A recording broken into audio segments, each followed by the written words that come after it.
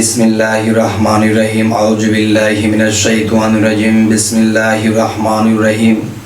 হে জগতবাসী, হে সমস্ত মুসলিমগণ, হে সমস্ত অলি আউলিয়ার শিষ্য ভক্তগণ, হে সমস্ত পরহেজগারগণ, আমি সকলের সামনে একটি কথা নিয়ে হাজির হইলাম। সেই কথাটি হলো, এই পৃথিবীতে আমরা বেঁচে আছি, জন্ম নিয়ে এসেছি, বেঁচে আছি, কিন্তু একটা বিষয় হলো যে আমরা একটা জিনিস বোঝার চেষ্টা করি না যে কিছু হাদিসে কথা বলেছে সত্য, কিন্তু বুঝি না। কোরআনে কিছু কথা আছে তা সত্য, কিন্তু বুঝি না। যেমন কোরআনে আল্লাহ বলেছেন যে মানুষ যখন পৃথিবীতে জন্মে এসেছে আবার মৃত্যু তো হবেই এবং হচ্ছে, কিন্তু কথা হলো আল্লাহ কিন্তু এই কথাটা বলেছে যে তুমি যা করবা ঠিক তা পাবা। তুমি যা করবা তুমি ঠিক তা পাবা, কিন্তু কমতি পাবে না। তোমাকে বেশিও দেওয়া হবে না, কমও দেওয়া হবে না। তাহলে বোঝা গেল যে আমরা এই পৃথিবীতে যা কিছু করতেছি অনেক কিছুর মধ্যে আমাদের ভুল রয়ে গেছে, বোঝার ভুল রয়ে গেছে, যার ফলে আমরা ধোকার মধ্যে রয়ে গেলাম। আমাদের মধ্যে 6টি রিপু আছে: কাম, ক্রোধ, লোভ, মোহ, মায়া, মৎসর্য। এই 6টা রিপু আমাদেরকে ঠাসা দিয়ে রেখেছে, চাপ দিয়ে রেখেছে, 10 ইন্দ্রিয়কে দখল করেছে, মন, জ্ঞান, বিবেককে গ্রাস করে বসে আছে। যাই হোক, আমাদের এই জিনিসগুলোকে বুঝতে হবে, এরপরে আমরা অগ্রসর হব ইনশাআল্লাহ। আল্লাহ বলেছেন যে তুমি যা করবা ঠিক তা পাবা, কিন্তু আমার পাওনাটা যখন আমাকে আল্লাহ দেয় তখন আল্লাহকে আমরা কত কথা বলি যে হে আল্লাহ, আমাকে তুমি দুঃখ দিলা, যন্ত্রণা দিলা, আমাকে তুমি এই বিপদে ফেলাইয়া দিলা, তুমি আমাকে রক্ষা করলা না, আমরা বলতে থাকি। কিন্তু এই কথাগুলো যদি বুঝতাম তাহলে আল্লাহকে আর এই কথাগুলো বলতাম না। যেমন এই পৃথিবীতে মানুষ জন্ম জন্মান্তর মানে কেউ, আবার কেউ জন্ম জন্মান্তর মানে না। তো আমি বলবো যে আমরা যখন একজন মানুষকে অন্ধ করে দিয়েছি, তো অন্ধ যেহেতু করে দিয়েছি, তাহলে আল্লাহ কি বলেছে যে তুমি যা করবা ঠিক তা পাবা। তখন দেখা যায় আমি পরের জন্মে অন্ধ হয়ে এই পৃথিবীতে জন্মেছি। আমি বিগত জন্মে কারো সম্পদ নষ্ট করে দিয়েছিলাম, তখন এই জন্মে আমি ধনীর ঘরে জন্ম নিয়েছি ঠিকই, কিন্তু এক সময় আমার সম্পদ কেউ নষ্ট করে দিয়েছে, কারণ এটা আমি পাওনা ছিলাম। এবং দেখা যায় হাত পা নেই, আমি বিগত জন্মে কারো হাত পা নিরপরাধভাবে কেটে দিয়েছিলাম, আর তিনিও বলেছিলেন যে হে আল্লাহ, হাত পা না থাকলে চলার যে কি কষ্ট তাকে বুঝতে দিও। তখন আল্লাহ বলেছে যে যা করবে সে ঠিক তাই পাবে।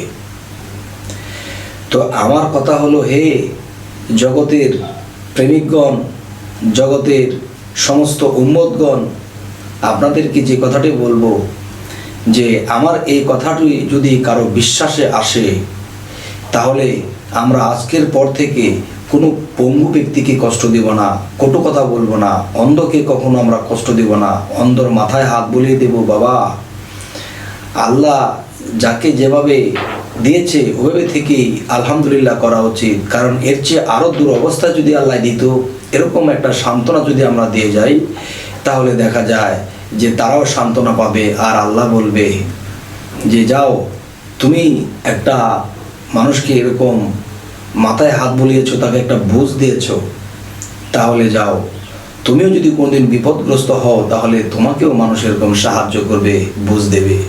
তো আমরা যদি এই পৃথিবীতে অনাহারীকে খাবার দেই এবং অসুস্থ ব্যক্তির সেবা করি, তাহলে কোনোদিন যদি আমরা অসুস্থ হই তাহলে আমাদের সেবার জন্য মানুষ আল্লাহ পাঠিয়ে দেবেন, আল্লাহর কুদরতের থেকে পাঠিয়ে দেবেন।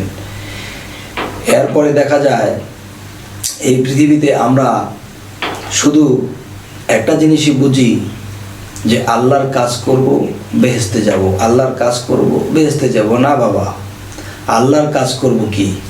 আল্লাহ এই সমস্ত পৃথিবী সৃষ্টি করেছেন, মানুষ সৃষ্টি করেছেন কেন? যে আল্লাহর এই কারণেই যে হাজার হাজার বৎসর যখন আল্লাহ ধ্যানযোগে ছিল, তখন সেই ধ্যানে একা একা ভালো লাগে না, তখন আল্লাহ থেকে সেই মোহাম্মদী নূর সৃষ্টি হয়েছে এবং সেই মোহাম্মদী নূর থেকে সারা জাহান সৃষ্টি হয়েছে এবং এই সারা জাহানের মধ্যে যা কিছু আছে মোহাম্মদী নূরের সৃষ্টি। এখন দেখা গেছে যে আল্লাহ প্রেমের কারণে এই সমস্ত বিশ্বজগৎ সৃষ্টি করিলেন। তবে আমাদের কাজ কি? আমি আল্লাহকে ভালোবাসবো, রাসূলকে ভালোবাসবো। যদি আল্লাহ ও রাসূলকে আমরা ভালোবাসতে পারি, তাহলে যাকে আমি ভালোবাসি সে তো আমার প্রেমিক। প্রেমিকের কাছে আমি চাবো কি? প্রেমিক যদি আমার উপর সন্তুষ্ট থাকে, এতেই আমার যথেষ্ট, আমার আর কিছু লাগবে না।